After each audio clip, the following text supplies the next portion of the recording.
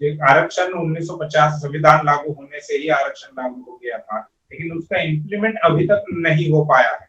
और दूसरी तरफ कहा जा रहा है कि आरक्षण जो है वो मौलिक अधिकार नहीं है, और जबकि ये संविधान के आर्टिकल 16(4) में है। तो ऐसा क्यों हो रहा है, इसके पीछे क्या कारण लग रहा है कि बार बार सुप्रीम कोर्ट, हाई कोर्ट के द्वारा आरक्षण के विरोध में जजमेंट दिए जा रहे हैं, आरक्षण के विरोध में टिप्पणियां की जा रही है? देखिए, इसमें एक बात हमको समझने की जरूरत है। आरक्षण नीति को राष्ट्र निर्माण के तौर पर देखने की बहुत ज्यादा जरूरत है। आरक्षण को जब तक नौकरी और कोटा पॉलिटिक्स के तौर पर समझा जाएगा, पढ़ा जाएगा, लिखा जाएगा, तब तक आरक्षण केवल और केवल विवाद की वस्तु बनकर रहेगा। तथाकथित ब्राह्मणी मीडिया के द्वारा ये प्रोपोगंडा बड़े पैमाने पर किया जाता है कि ये कोटा पॉलिटिक्स है, वोट पॉलिटिक्स है। आरक्षण राष्ट्र निर्माण के लिए किया गया एक बहुत बड़ा मौलिक काम है, मौलिक आधार है। राष्ट्र निर्माण के लिए संविधान सभा में इस बात को कबूल कर लिया गया कि ऐसा राष्ट्र हम बनाना चाहते कि जहां एक नया समाज, और उस नए समाज को बनाने के लिए पुराने समाज के अंदर की जितनी भी कमियां खामियां है वो खत्म कर कर ही नया समाज बनाया जा सकता है। इस बात को संविधान सभा जो एक राष्ट्र निर्माण करने के लिए बनाई गई थी, उन्होंने इस बात को तथ्य के साथ स्वीकारा और इन्होंने उसको लागू भी किया। अब जब ये बात है कि आरक्षण राष्ट्र निर्माण करने के लिए है, तो उसके अंदर अगर कोई कमियां खामियां है तो उसको पूरा करने के लिए जिन लोगों के हाथ में राष्ट्र बनाने का काम, उनको पहल करनी चाहिए। मगर चूंकि वो लोग ये नहीं चाहते, इसलिए उन्होंने हर वो तरीका अपनाया। और ये काम केवल कार्यपालिका के द्वारा नहीं किया गया, ये काम केवल विधायिका के द्वारा नहीं किया गया, इस काम में उतने ही बड़े पैमाने पर न्यायपालिका भी शामिल है। न्यायपालिका ने आरक्षण को शुरू से लेकर विवाद का मुद्दा बनाए रखा और उससे बड़े पैमाने पर वो आरक्षण विरोधी निर्णय देते रहे। भारत में न्यायपालिका का चेहरा लोकतांत्रिक नहीं है। न्यायपालिका का जो चरित्र होना चाहिए वो संविधान की जो स्पिरिट है उसके आधार पर नहीं है। कोलिजियम सिस्टम से जज अपने आप ही खुद को नियुक्त कर रहे हैं और अपने आप नियुक्त होने के कारण वो कितना भी अलोकतांत्रिक निर्णय क्यों ना करे, उस पर, उनकी नियुक्ति पर उसका कोई विपरीत परिणाम नहीं होता। अब आरक्षण मौलिक अधिकार है, ये सुप्रीम कोर्ट कहता है। 9 जजेस की बेंच ये कहती है कि रिजर्वेशन मौलिक अधिकार है, और बाद में सुप्रीम कोर्ट के 5 जज ये कहते हैं कि रिजर्वेशन मौलिक अधिकार नहीं है। तो जज ही तय कर रहे हैं कि देश का संविधान लिखा जाए। जजेस को संविधान लिखने का काम नहीं करना। मगर चूंकि न्यायपालिका की आड़ में विधायिका या जो ब्राह्मणवादी राजनीतिक दल है, कांग्रेस और बीजेपी और कार्यपालिका, ये सारा मिलकर इस बात को चलाने का काम कर रही, इस वजह से ये साजिश जो है वो समझ में नहीं आती। अगर आरक्षण नीति को पूरी तरह से लागू करना है तो एकमात्र तरीका है कि आरक्षण को लेकर जो संभ्रम पैदा किया गया है उसको दूर किया जाए। 10% इकोनॉमिक क्राइटेरिया पर आरक्षण देने के लिए किसी को कोई आपत्ति नहीं होती। जिस ओबीसी को 6 लाख के क्राइटेरिया में फंसाकर, क्रीमिलियर में डालकर उसके बच्चों को रिजर्वेशन देने से मना कर दिया, वही सेंट्रल गवर्नमेंट 8 लाख पर सवर्णों को गरीब घोषित करती है। मात्र 10 दिनों के अंदर उनके आधार को मान्य किया जाता है। उस समय किसी को अवरोध नहीं होता, तो मौलिक अधिकार ना होने के बाद में भी ये दिया जाता है, तो संविधान के अंदर जिसकी व्यवस्था की गई है वो कैसे लागू नहीं हो सकता। आरक्षण राजनीतिक विषय बना है, और जब तक वो राजनीतिक विषय है तब तक उसके साथ राजनीति की जाएगी। राष्ट्र निर्माण की दृष्टि से इसको देखा नहीं जा रहा। अगर संविधान के आर्टिकल 16 में, 15 में, 14 में इस बात को कहा गया, 15 और 16 में ये कहा गया कि मौलिक अधिकार है, तो फिर न्यायपालिका किस आधार पर इसकी व्याख्या करती है कि ये एनेबलिंग प्रोविजन है? अगर एनेबलिंग प्रोविजन है तो जिस पर्पस के लिए ये किया गया वो एनेबल क्यों नहीं हुआ?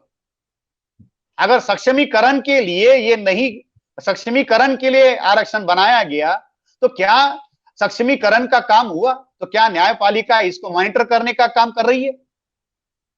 नहीं कर रही। तो न्यायपालिका भी आरक्षण के मुद्दे पर न्याय देने की बजाय राजनीति करने का काम कर रही है।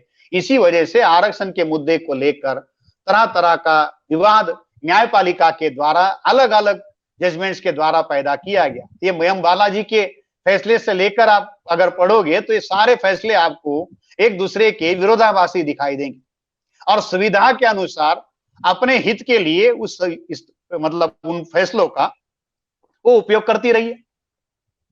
इसलिए न्यायपालिका का चरित्र लोकतांत्रिक बनाने की जरूरत है और ये तब तक नहीं होगा जब तक कोलेजियम सिस्टम हटाया जाए। जब तक कोलेजियम सिस्टम है तब तक न्यायपालिका का चरित्र जो है वो सही नहीं रहेगा। अभी नीट के मामले को लेकर तमिलनाडु की सारी राजनीतिक पार्टियां कोर्ट में गई थी। सुप्रीम कोर्ट ने उस मुद्दे को हवा में उड़ा दिया, कहा कि आरक्षण मौलिक अधिकार नहीं है। प्रमोशन के मुद्दे को भी यही कह रहे।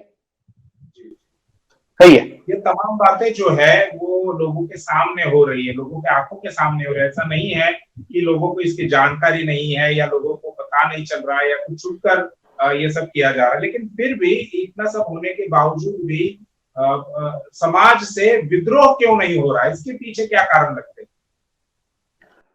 नीट का एक मुद्दा इसके साथ जोड़कर मैं एक बात उसकी कहना चाहूंगा जी।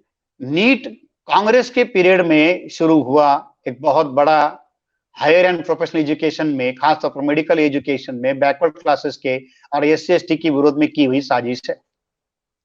आज नीट देश भर के एससी एसटी ओबीसी के बच्चों को एक बहुत बड़ा अवरोध उनके हायर एजुकेशन में बना हुआ।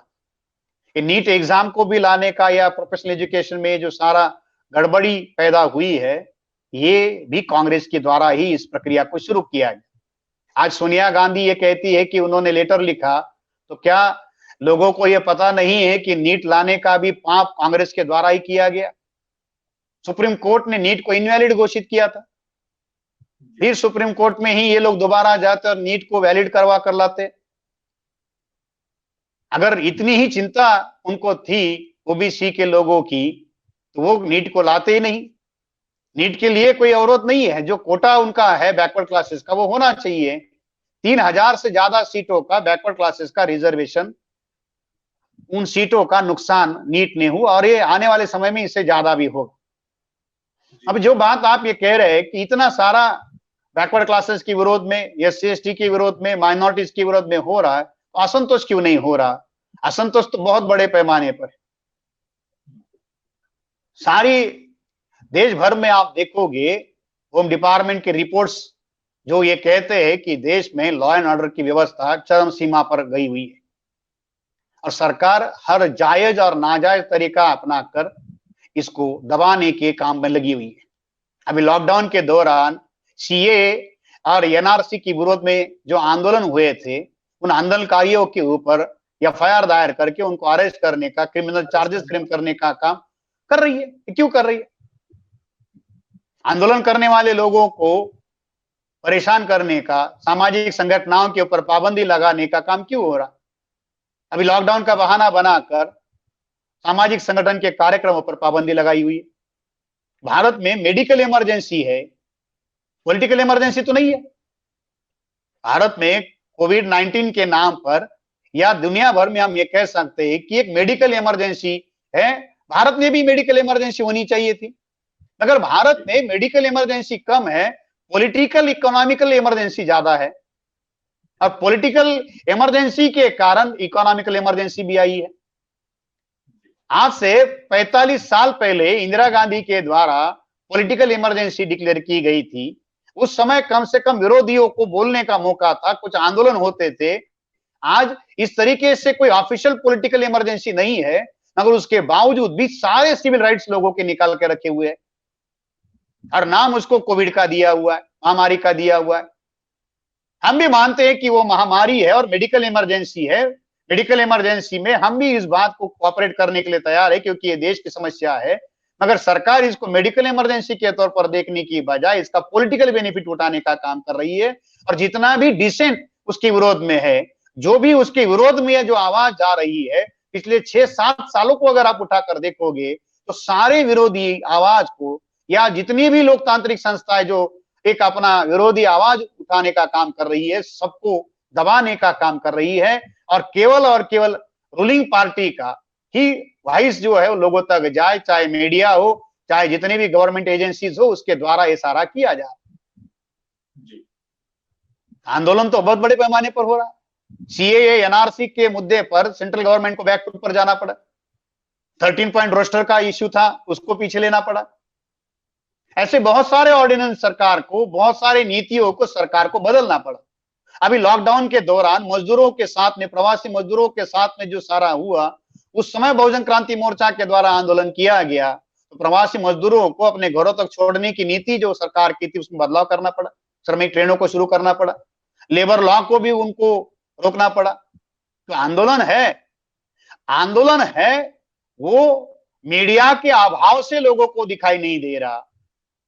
अगर उस मीडिया की कमी को पूरा किया जाए तो ऑर्गेनाइजेशन के नेटवर्क के आधार पर उस आंदोलन को खड़ा करने में कोई दिक्कत नहीं है। सोशल मीडिया इस काम के लिए बड़े पैमाने पर काम कर सकता है। लोगों के सामने एक विकल्प निर्माण करने की बात हो रही है और वो विकल्प बहुजन क्रांति मोर्चा के द्वारा बनाने के लिए हम लोग पूरी तरह से कोशिश में लगे हैं। उस तरीके से बड़े पैमाने पर संभावनाएं भी लगातार बढ़ रही है। हमने इसको आजमाया हुआ है